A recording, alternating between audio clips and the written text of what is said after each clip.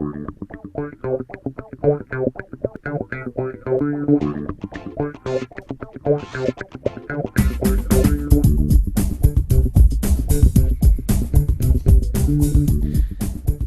morning, ladies and gentlemen, and welcome once again to the Fox Valley Voice, the only live talk show based in the Fox Valley, talking about all the wonderful people, places, and events in the Fox Valley. My name is Jaime Gutierrez, and I am your host, and I am extremely pleased this morning to be joined by Trish Kredell. Thank you. Who is going to talk to us today about the Take My Word For It creative writing program for kids. Did I get all that right so far? You got it all right. Thank you, honey. Okay. So, Trish,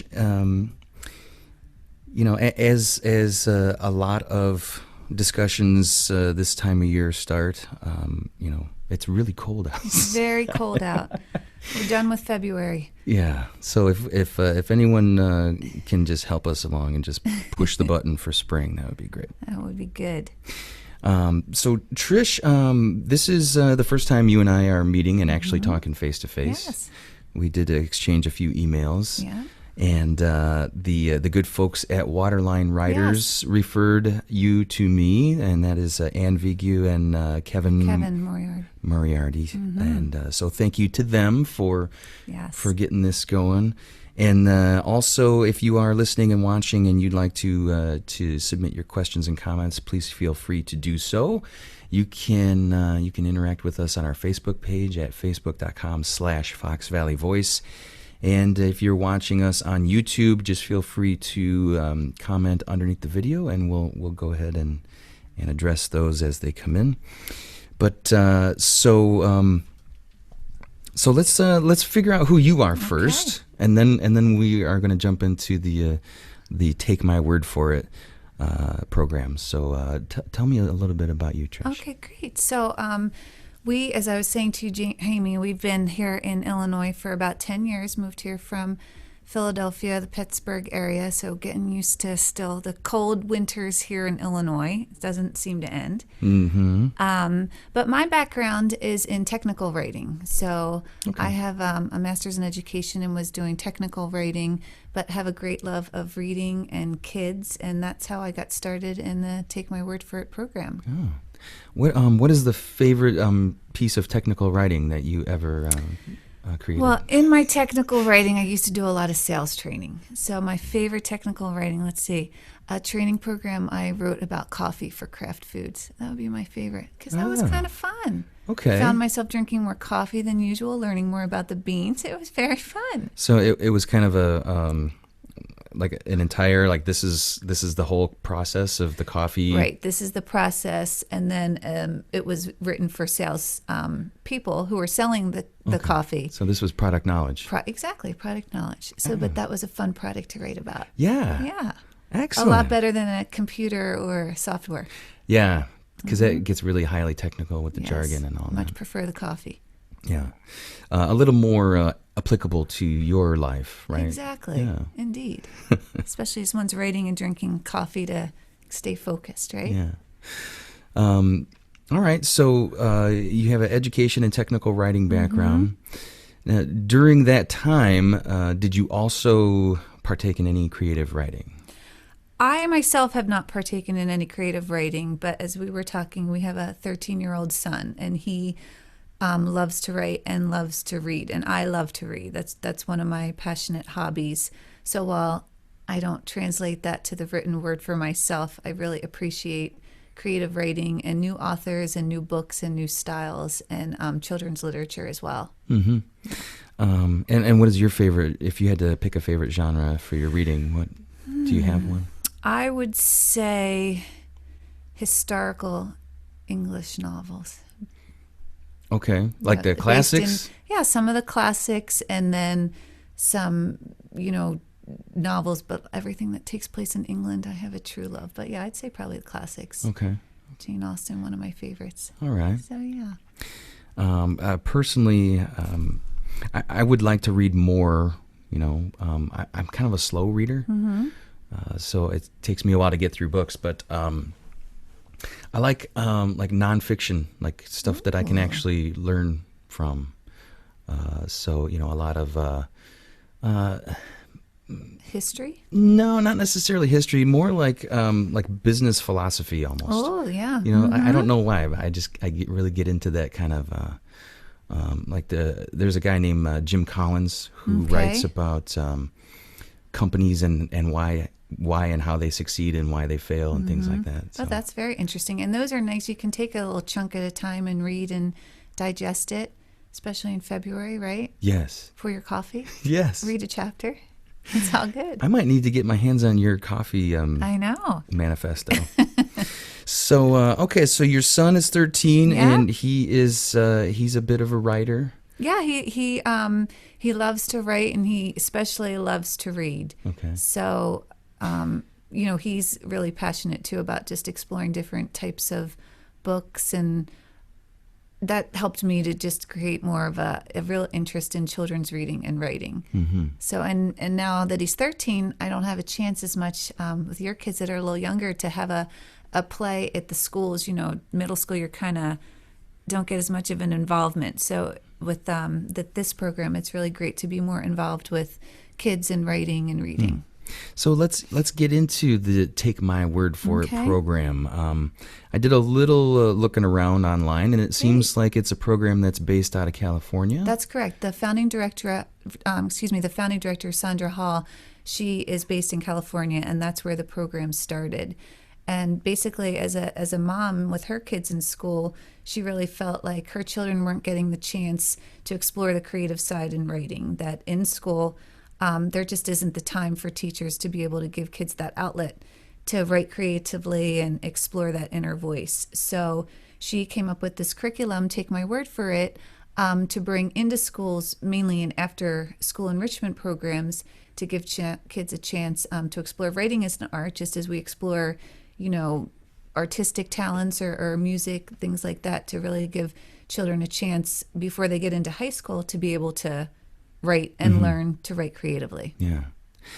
It seems like without initiatives like this that, creative writing might be heading in down the lost art avenue, right? I think you might be right. And I was actually talking to my son this week, and he was saying, kind of tied in with the creative writing, his class was the last class to even learn cursive handwriting.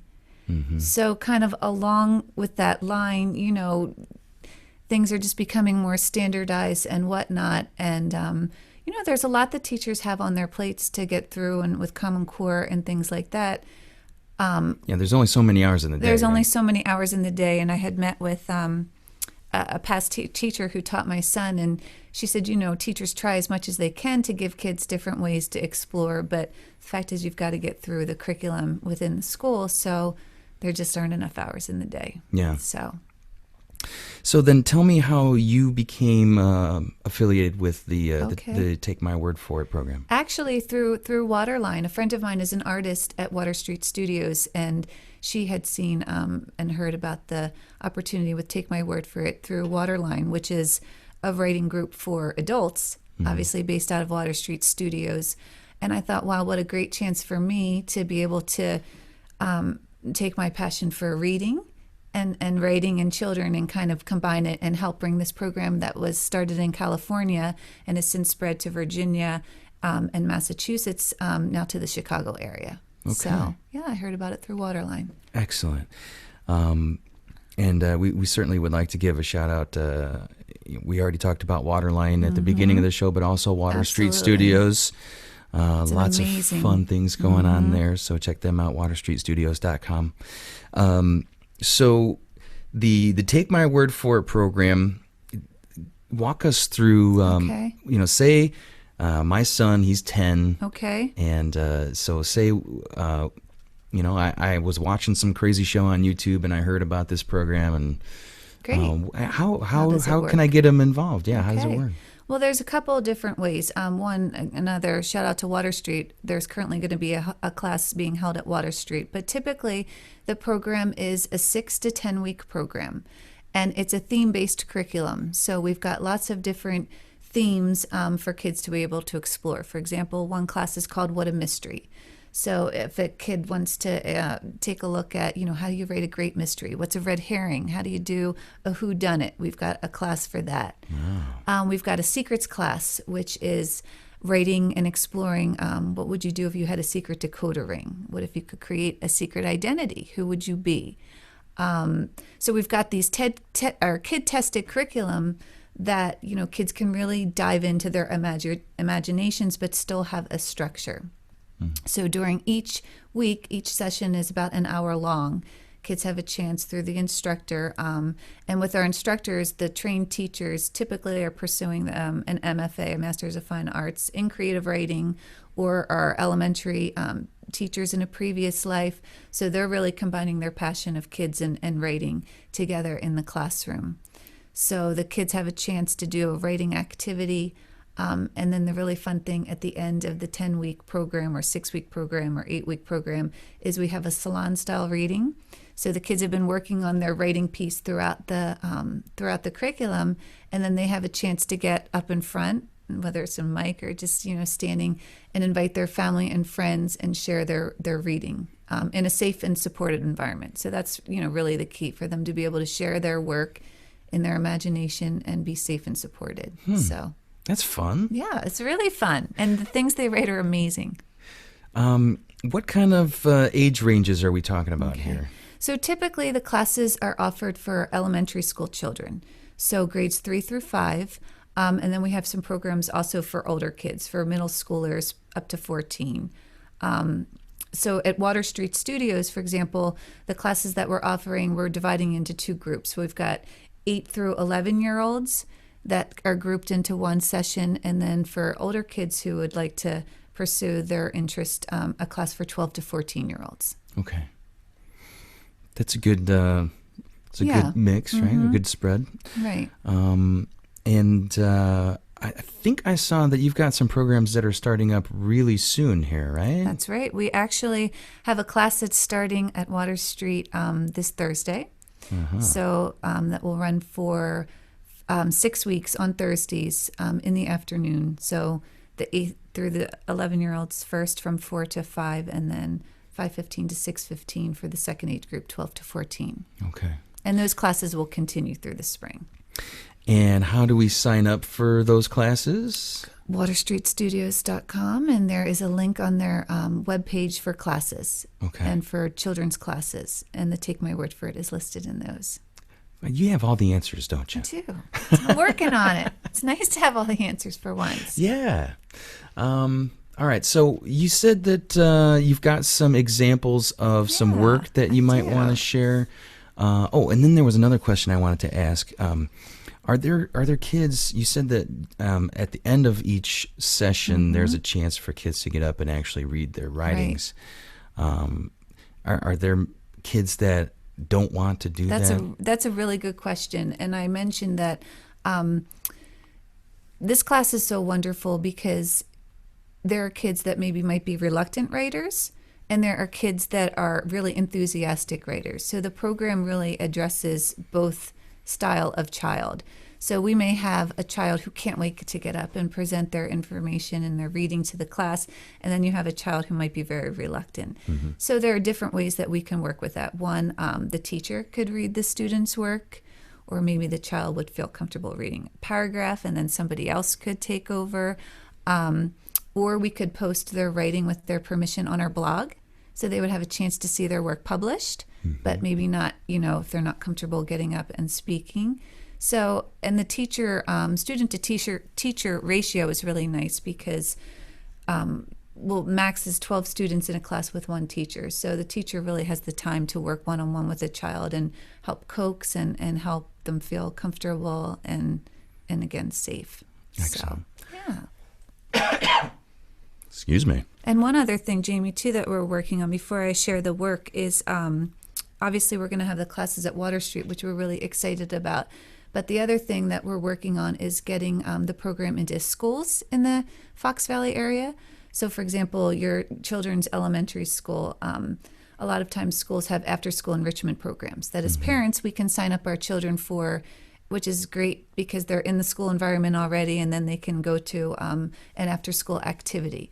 So we're working to get involved in some of the schools as an offering, so children have that opportunity as well, that they could stay after school and be able to take a class. Well, sure. So I mean, they already offer after-school sports, right? So exactly. why not?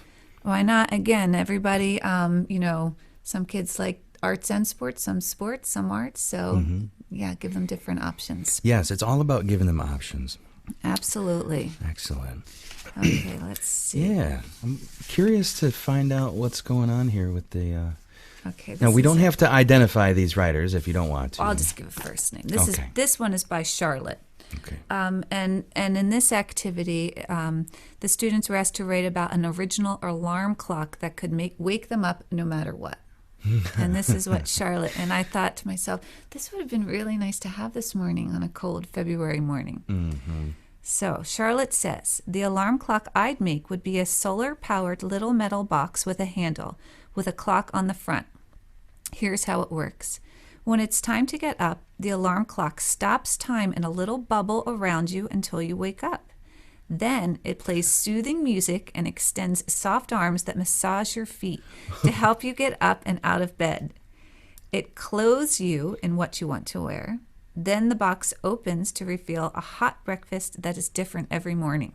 Doesn't that sound good? Yeah. It then unfolds into a scooter that you can ride. If you push a little button on the handlebar, it lets you get off, then folds back up into a box. And she ends it with, I would sell it under the title Morning Clock by INAMP. And INAMP stands for, I'm not a morning person. So I thought that was pretty relevant on a cold. Done. Way to go, Charlotte. Oh, yeah. Although, if I've got someone playing me soothing music and massaging my feet, you might just opt for the flannel sheets. Yeah, I'm not getting out of bed. Yeah. No way. So, I mean, I'm not saying that there's a flaw in the plan here, but I think that shows a lot of vivid imagination. Right. And as kids, as a parent yourself of young children, kids have such vivid imaginations at this age. Yeah. I totally just interrupted you, which we talked about earlier, that I hate when my kids interrupt me, and I just did it. So I guess I know where they get it from. Right. No, so I just wanted to jump on what you were saying there real quick, because kids do have amazing imaginations, but I feel like there are a lot of distractions that prevent them from cultivating it and from learning how to share it, mainly TV and video games. Yeah, right, absolutely. Because I think that is like their default setting. Whenever they get home from school, all they want to do is either watch TV or play video games. Right, that's their downtime. Yeah. And, my wife and I are trying so much to try to, we don't ban them from doing those things. Right. But we also want to try to make it that, we don't want that to be their only. To be the norm. Sure, their only do outlet. With their time. Right. Yeah. So that's a really good point. So they've got these incredible imaginations, and I think that's how we felt as parents, that everything is given to them. So instead of imagining something on their own, it's shown on a screen or in a video game. So to be able to capitalize on these incredible imaginations, you were sharing that your son loves to read fantasies. Well, people, write incredible fantasy books for youth. So, youth has got to keep the tradition up. And, there's a lot of talent out there in these kids that, hasn't been tapped because, they maybe haven't, while it's a creative process, it's still a process. So we're still teaching them how to channel and tap into all of that incredible creativity through different writing tools, metaphors, personifications, similes, but in a really fun way that they can do to really harness their imagination. So, yeah. How do you feel about the book versus movie argument? Do you have a stance on that? I always love the book much better than the movie. Always have to read the book if I see the movie. And I always think the book's better. Yeah. How about you? Well, I certainly think that it's a good idea to read the book first. Just because if you do it the other way around, now all of a sudden, every time you come to a part in the book, you're no longer using your own imagination. Absolutely. You're not conjuring up what the characters look like and what they sound like and how they move and what the scenery looks like. You know, you're just going to go straight to what you saw. Sure. Which is the director's interpretation of what he or she read, right? Yeah. Mm-hmm. So, did you see The Hobbit? Did you read The Hobbit? Oh gosh, you know what? I'm not a Hobbit guy. I haven't seen any of the movies. I haven't read any of the books. I'm not really a Hobbit person either, but I think that's a good example. You know. Yeah, or Harry Potter. Yeah, that would be another is one. huge. Yeah. And I did try to read all those books, and I think I got up through a Goblet of Fire, and then the one after that, I kind of just we're done. Yeah. Yeah. Those books kept getting bigger and bigger. I know, and darker. Yeah. But so I kind of bailed on Harry. Sorry. But it sounds like J.K. Rowling is doing okay. She's doing just fine without me. So. She is. She has a big audience without you. Okay, good. What else? Do you have another piece that you'd like to share with us? I do. And I think it's probably a really good idea that there's themes, right? Yes. Because if you just told kids, okay, sit down and write a story, right? You know, exactly. There's a structure and a theme, and that way, you know, kids can choose themes that appeal to them, and then that way, each activity from each week builds on each other. So the kids are exploring a common theme.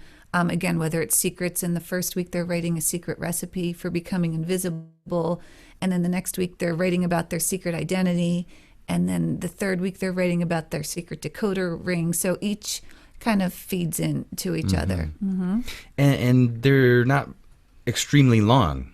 No, the sessions are 1 hour each, and again, the program runs usually 8 to 10 weeks is the standard. So that gives them enough time to explore the theme and learn some of the different elements, and then that last class is the reading that they get to share their work. And then it also seems like you're not expecting the kids to churn out like a 20-page research paper. Absolutely These are not. short. These are short, fun activities, and that's the whole thing. I mean, this is fun. This isn't.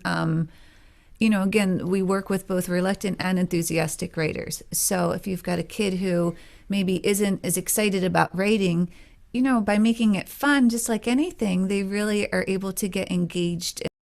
And writing is a lifelong skill. I mean, no matter what your job is, whether you're, working in radio and developing your website, or whether you're writing emails, or whether you're in the writing business, I mean, writing is a part of every person's career at some point. So the more fluent we can be as writers, and the starting at an elementary school age, you know, adding fluency to children's writing is going to make them stronger as they progress through their middle school and high school years too. Well, and the advent of texting and things like that is kind of destroying the beauty of writing. It is. And the beauty of the handwritten note. We have one class that deals with the handwritten note, the lost art of the handwritten note. Oh, yeah. So it is. It's really a different world. Do Post-its count as handwritten notes? They do. I think good. Post-its count. Because that's my favorite medium. Okay. Post-it notes. Yeah. I love it. That's good. Thanks. All right. This poem that I'm going to share would fit on a Post-it note, so you can consider adding poetry to your list of Post-it notes. Okay? Okay. And this is by Matt. This is called Ode to French Fries. I walked over to delicious heaven. The item was aware of what was about to happen. It ran when it was being seasoned with salt. It ran went into obstacles all over. Finally, it stopped moving. A giant picked it up. Chop, chop.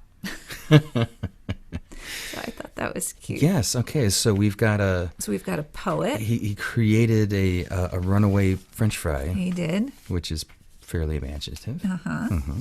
So it really is pretty incredible what these what these kids can come up with when given a chance to do it. And like you said, when it's not all put in front of them and they're asked to kind of tap into what's already there in their in their heads.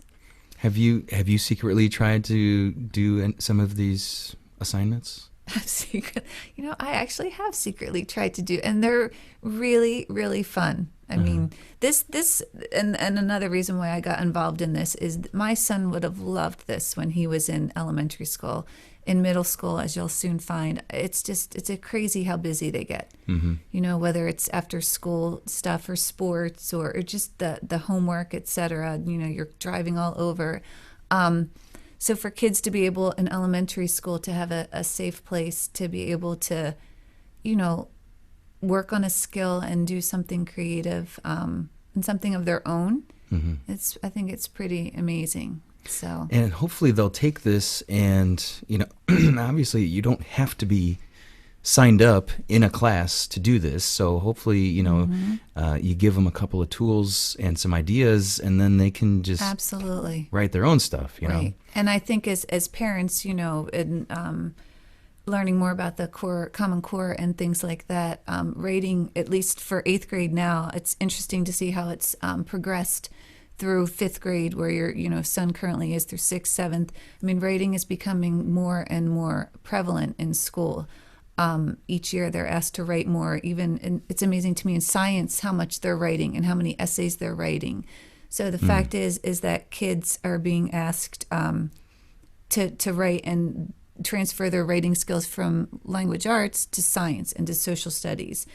And this type of program, while creative, simply helps with fluency in writing. When your children are learning how to read, you expose them to different genres of books and all different nonfiction, fiction, fantasy, all those types of things. And the more they read, the more fluent they become. Their vocabulary increases, etc. So the same thing with writing. The more writing that they do, like you're saying, even when they're not in a class, those skills are going to be transferable. Yeah. Well, it's like a muscle. Right? Yeah, you gotta work out. Absolutely. You can't just pick up a pencil and expect to crank out good work. That's right. That's right. So with practice comes fluency. So excellent. Yeah. Okay. Do you have anything else that you'd like to share with us? Let's see if I've got one more here.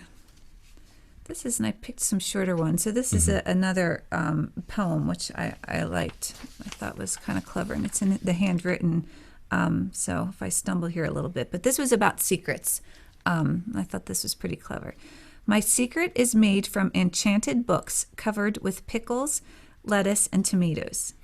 I found my secret on top of Mount Everest, guarded by ninjas, samurais, and dragons. My secret can explode to thousands of pieces of candy. If I lost my secret, I would cry until my eyes popped out. So I thought that was cute. Yeah. Yeah, ninjas and dragons. Pretty cool stuff. Yeah. And the other thing, we have a blog on our webpage.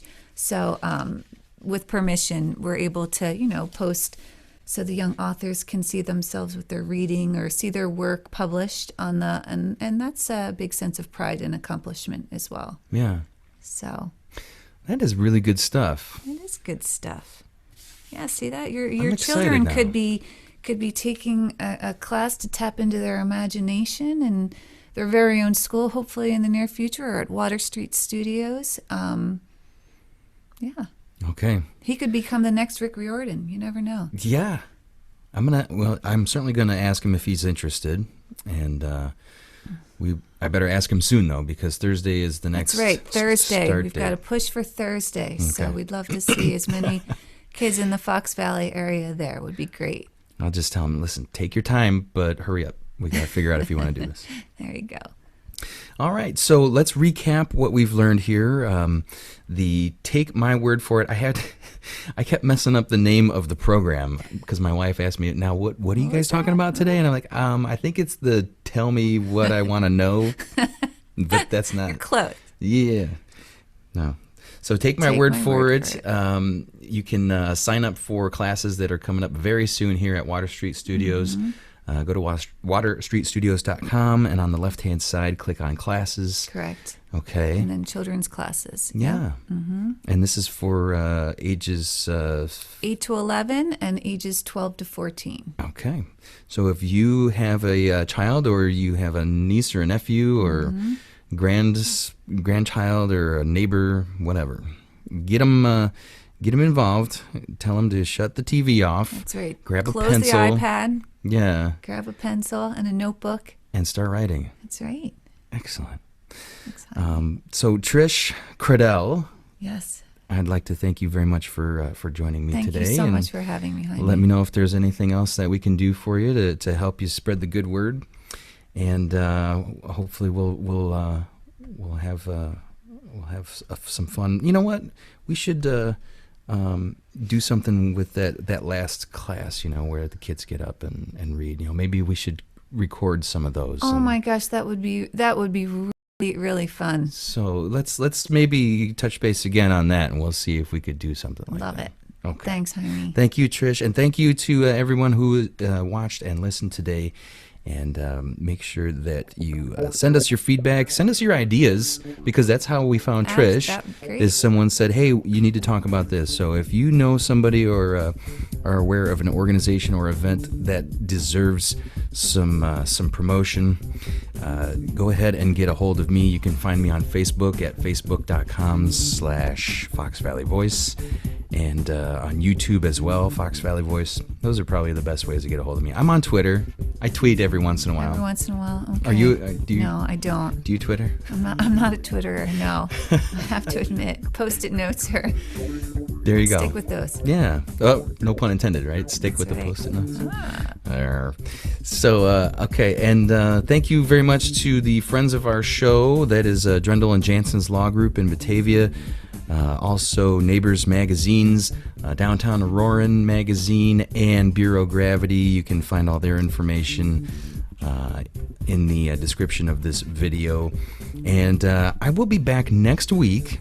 We are going to be talking with some folks from the Fox Valley Park District, their theater guild. They are putting on a production of The Glass Menagerie coming up here next, I believe it's actually next weekend. So we're going to talk with the director and one of the performers, and we're going to get the scoop on what that's all about. Got all your arts covered, writing and theater? Yeah. Sounds awesome. We're going to have to get something. What else would we talk about on this show besides arts? Politics? I don't know, that sounds kind of boring.